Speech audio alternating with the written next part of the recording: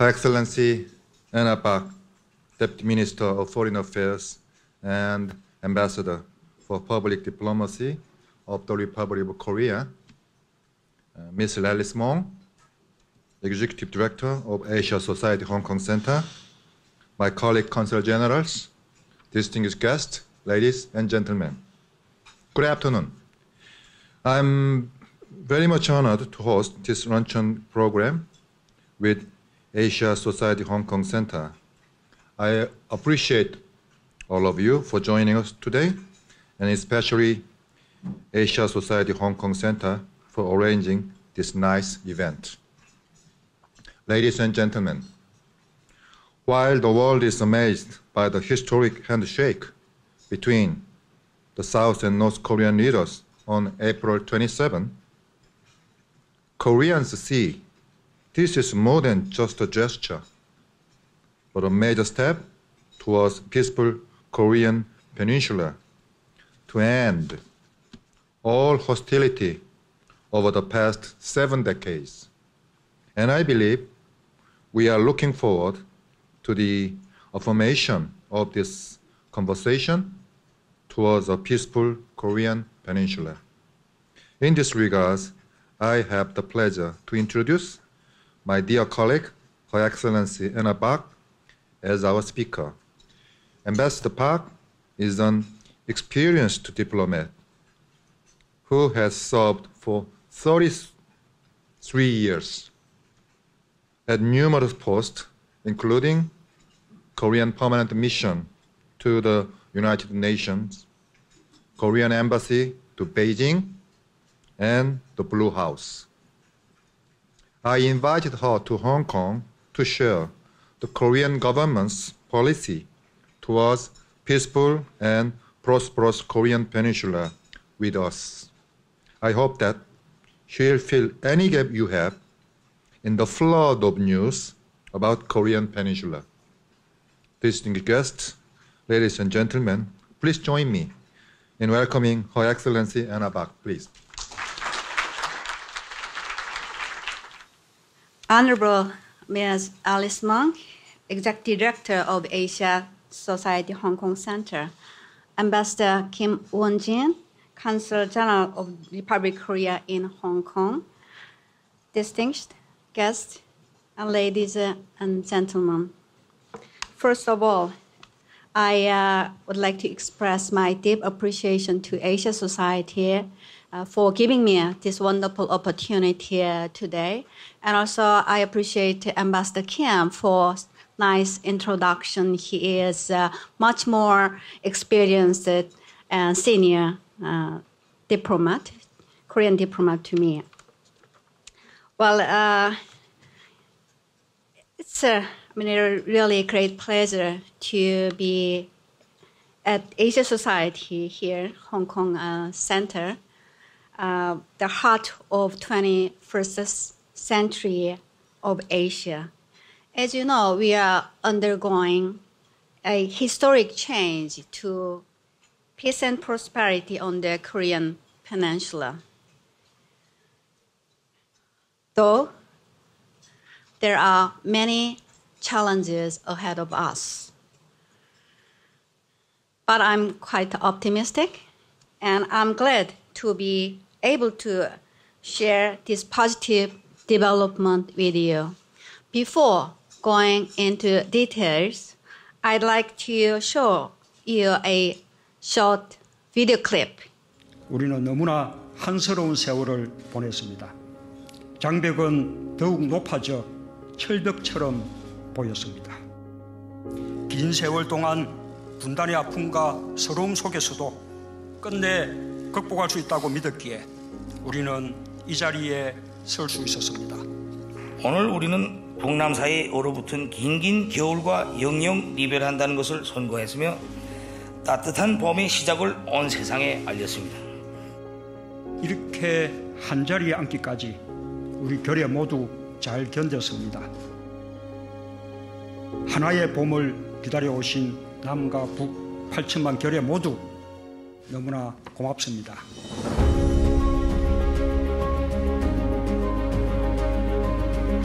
오늘 내가 다녀간 이 길로 북과 남의 모든 사람들이 자유롭게 오갈 수 있게 되고 우리가 지금 서 있는 가슴 아픈 분단의 상징인 판문점이 평화의 상징으로 된다면 하나의 핏줄, 하나의 언어, 하나의 역사, 하나의 문화를 가진 북과 남은 본래대로 하나가 되어 민족 만대의 끝없는 번영을 누리게 될 것입니다.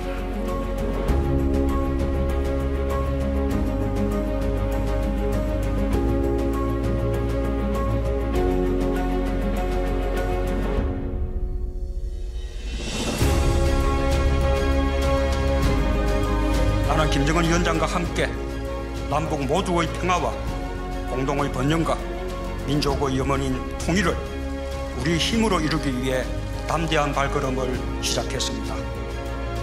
오늘 김정은 위원장과 나는 한반도의 백화와 항구적 평화, 민족 공동 번영과 통일의 길로 향하는 흔들리지 않는 이정표를 세웠습니다.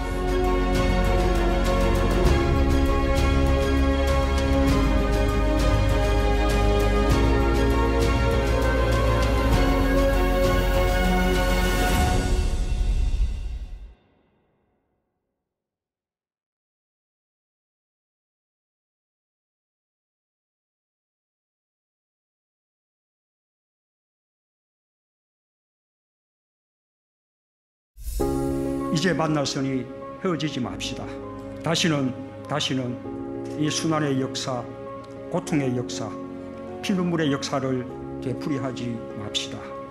반세기 맺혔던 마음의 응어리도 한순간의 만남으로 다 풀리는 그것이 혈육입니다. 그것이 민족입니다.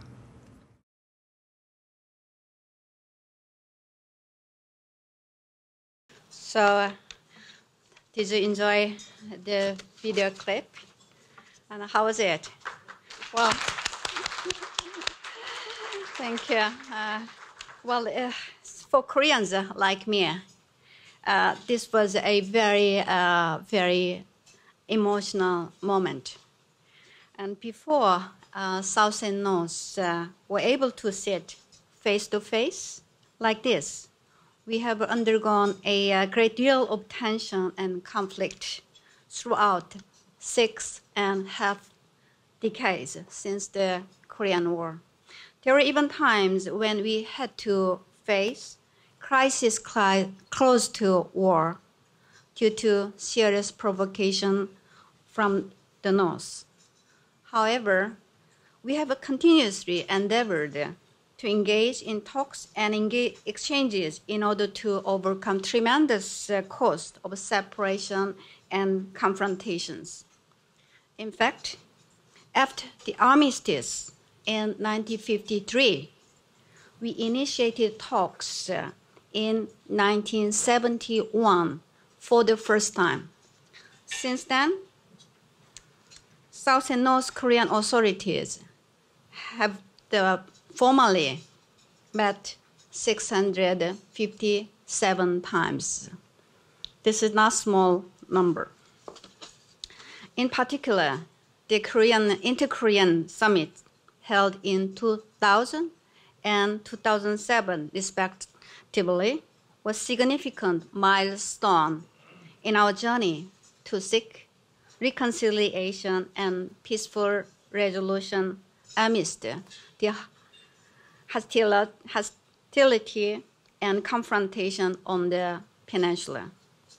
Since the Moon Jae-In administration was launched in May last year, we have persistently taken a firm and consistent approach toward North, while sternly responding to the provocations, enhancing international sanctions on the regime.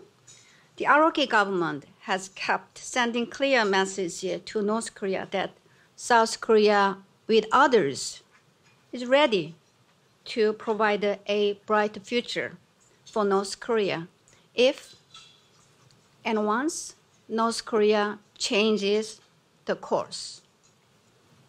This consistent approach toward North Korea is based on Moon's vision on the Korean Peninsula. President Moon has a strong belief that we Korean people should live on a peaceful peninsula which is free from the threat of nuclear weapons or war, and where the South and the North accept and respect each other. Under the vision of peaceful coexistence and co-prosperity of the two Koreas, three main policies are set. First is the peaceful resolution of the North Korean nuclear issue and permanent peace on the Korean Peninsula. Second is the development of sustainable inter-Korean relations. And third is the realization of a new economic community on the peninsula. A peaceful resolution of the North Korean nuclear issue is a priority that we need to achieve for peace on the peninsula. The nuclear issue poses a tremendous threat to the lives and security of the Korean people, as well as to global peace. We simply cannot accept the possession of nuclear weapons of North Korea. Furthermore, we need to change this unstable state of truth that has continued for more than 6 decades, transforming it into a permanent peace regime. The second goal, the development of sustainable inter-Korean relations, is to reconnect the blood relations of the Korean people and to bring forward peaceful coexistence, laying foundation for mutual trust, easing military tensions across borders, resolving humanitarian issues like separate families, and facilitating exchange of the people. The third goal is to make an inter-Korean economic community where we build a single market in which South and North Korea can co-prosper and generate a new growth engine. We are going to draw a new economic map on the Korean Peninsula that will be connected to economic spheres beyond the peninsula. We would like to create a new economic order that will bring peace and prosperity in Asia by conducting joint projects between the two Koreas that can involve other neighbors such as China, Russia, and other countries. When President Moon visited Berlin last July, he made a landmark speech, Berlin Initiative, which outlines the above-mentioned vision and 3 pronged strategies in his remarks. At that time, military tension was escalating on the peninsula, and there were continuous concerns of the crisis. The Berlin Initiative, in fact, faced continued provocations by the North to our disappointment and frustration. Despite the increasing provocations from North Korea, President Moon has stuck to his vision for peace and persistently has sent out the message. We should credit President Moon for his insights, vision, and courage in resolving the tension on the peninsula. The Berlin Initiative as a solid guideline for a new way towards peace and prosperity of the two Koreas, with a long-term view towards unification. Just 6 months ago, when North Korea launched long-range ballistic missile tests, there were not many home and abroad who were sure that his vision would be realized. What a dramatic change and development since then. President Moon is a very visionary person, and at the same time, he is a realistic person with a strategic mind who grips the window of opportunity. He saw a narrow window in the Pyeongchang Olympics, inviting North Korea to participate. Chairman Kim Jong-un, in his New Year speech, responded positively for the first time, expressing North Korea's willingness to participate in the Olympic Games and to engage in dialogues with South Korea. I believe that Kim's willingness to engage in dialogues was the result of his serious consideration on a consistent message sent by South Korea and the international community toward North Korea.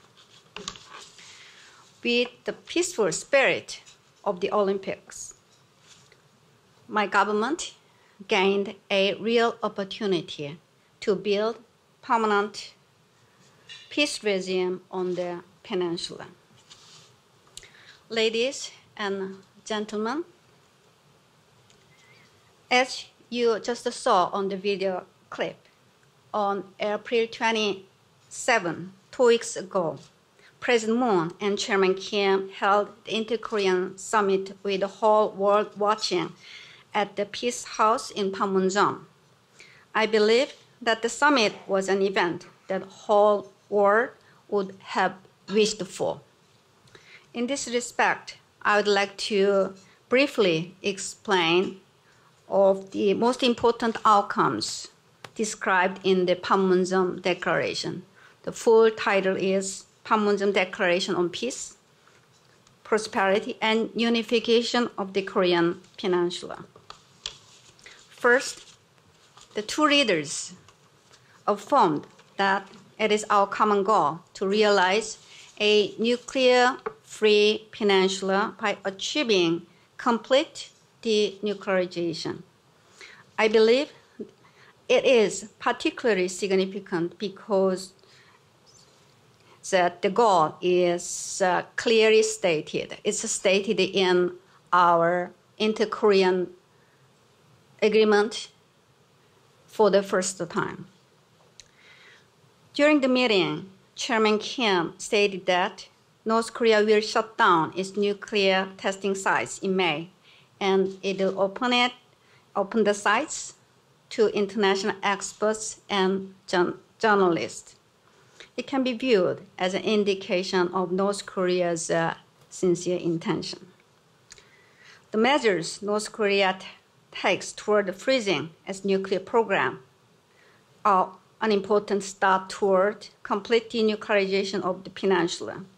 South and North Korea, along with other parties, will work closely together to ultimately achieve denuclearization.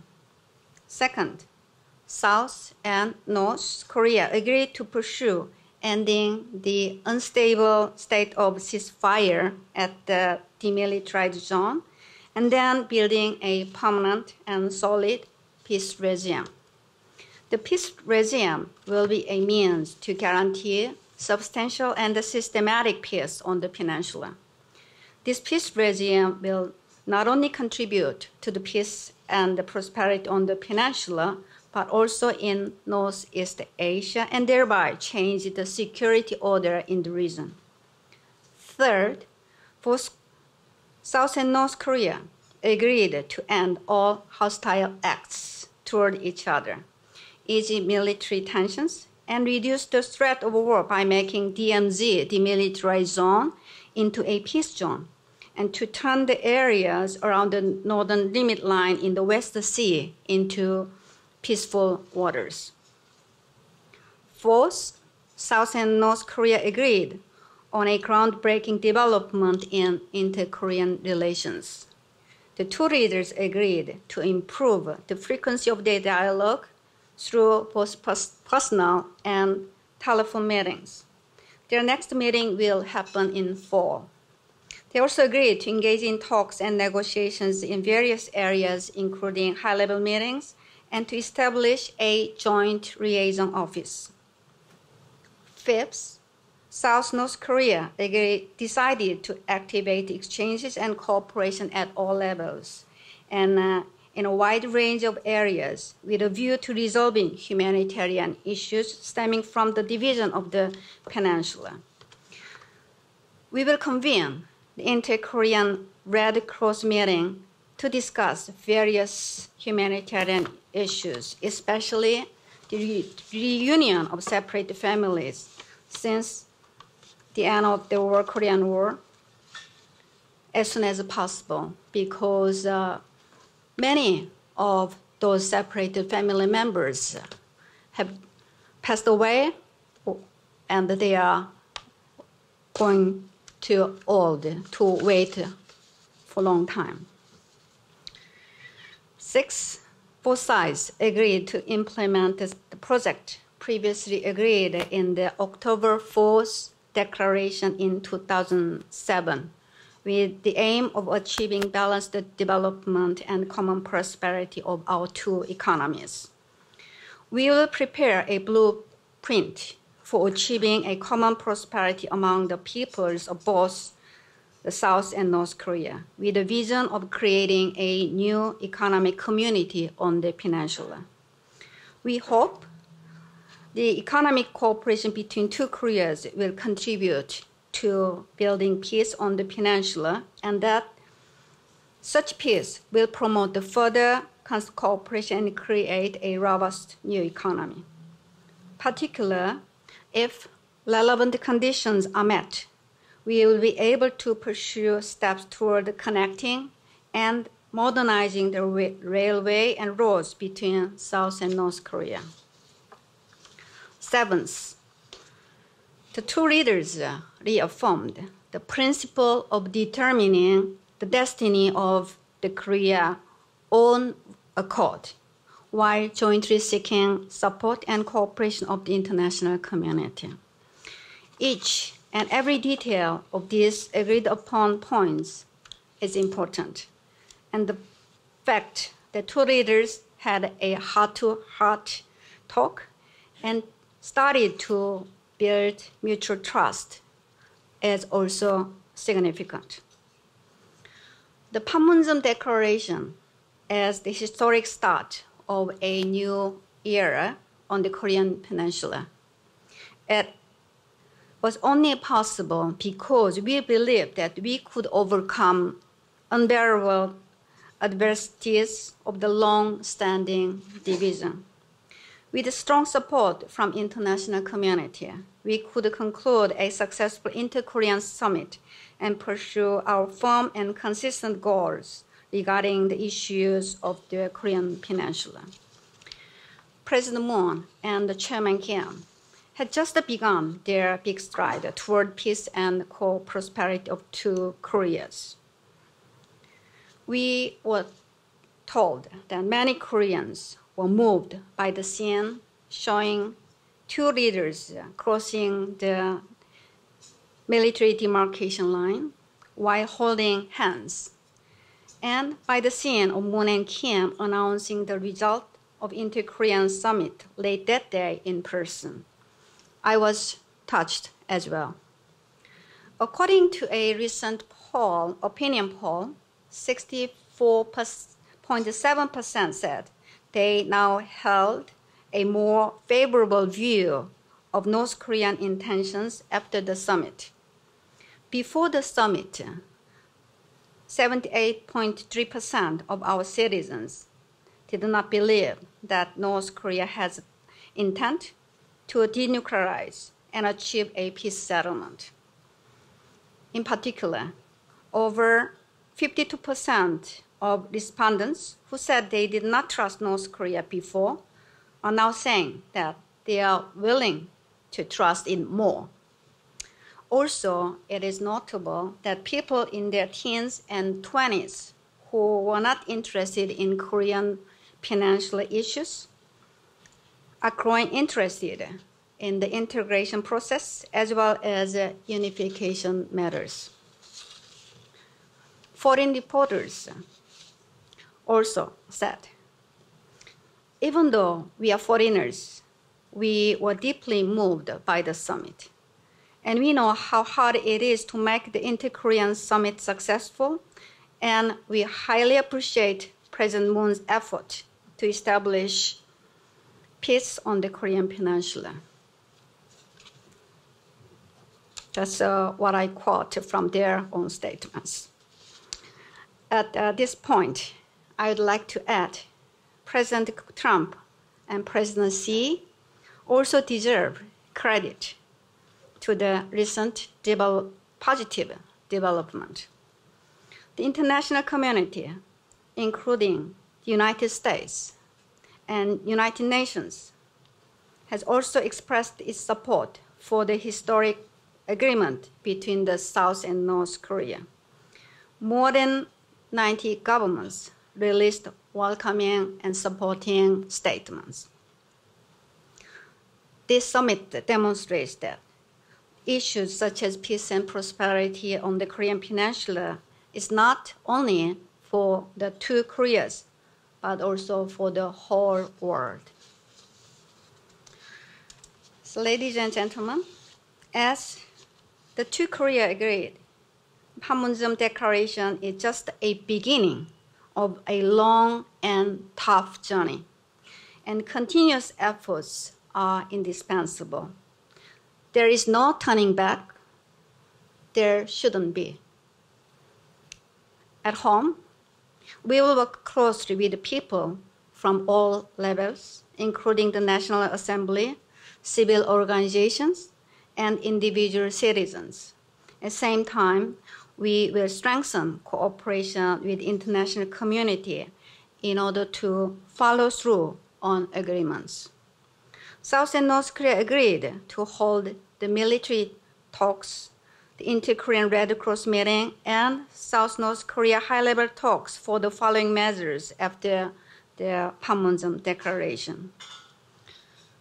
As you know, establishment of peace cannot be achieved only by two Koreas.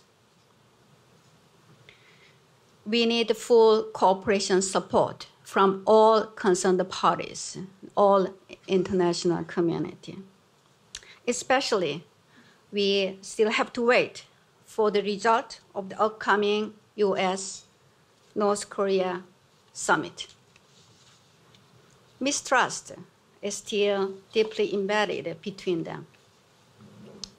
But one optimistic aspect is the fact that two leaders from the States and North Korea, they view this upcoming summit as an unprecedented valuable opportunity. So we have a high expectation on real breakthrough to be made for complete denuclearization as well as for the future course of North Korea.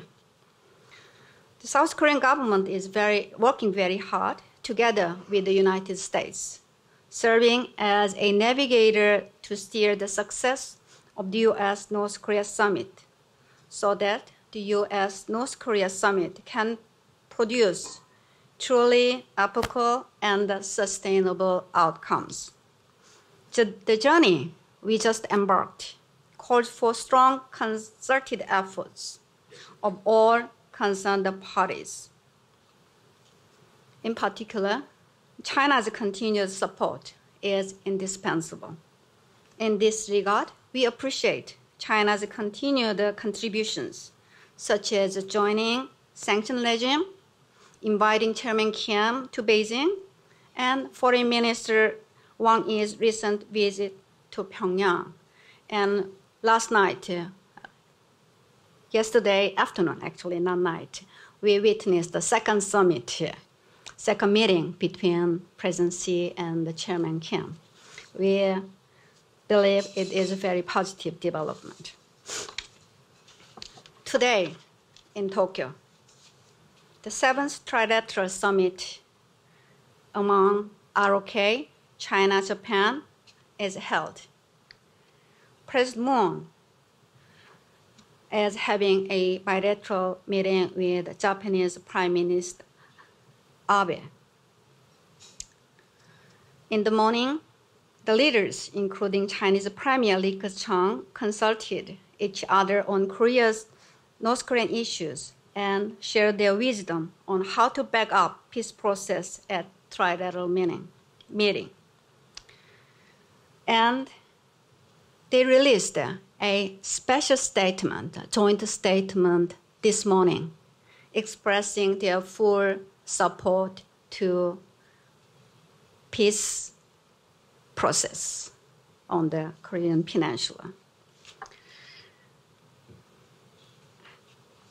Meanwhile, we also should create a Northeast Asia environment suitable for everlasting peace on the Korean Peninsula to establish the peace resolution of the Korean nuclear issue.